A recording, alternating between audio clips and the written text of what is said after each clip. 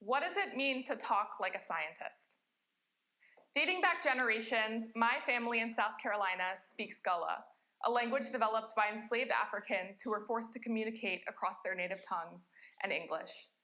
Over the past 3 years, I've studied Gullah here in Harvard's African language program and learned its beauty and history. Yet despite its complexity, the language is heavily stigmatized as uneducated and unprofessional. So what does it mean to talk like a scientist? To answer this question, I traveled to South Carolina and asked this group of 12-year-olds from the Gullah community. When I first arrived, all of them answered, it means to speak good English. And this is the answer I would have gotten if I had traveled anywhere in the world.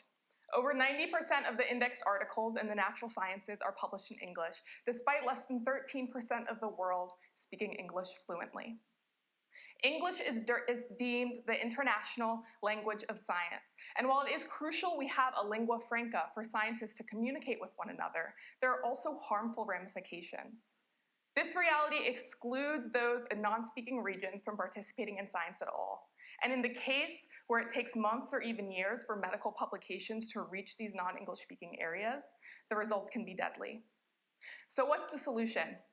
In my thesis, I explore the possibility of multilingual science communication, teaching science in both English and students' native languages. But the major barrier arises. There's no natural word for quark or electron in Spanish or Gullah.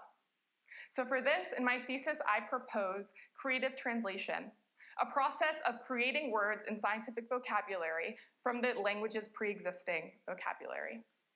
To do this, I created a physics lesson, How do boats float? How do boats float?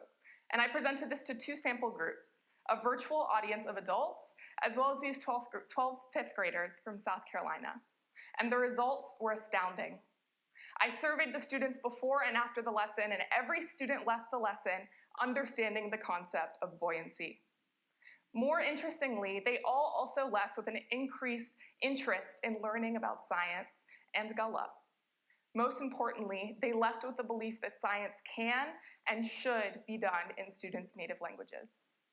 Multilingual science education works and is a crucial tool we must use to engage more of the non-English speaking world in science.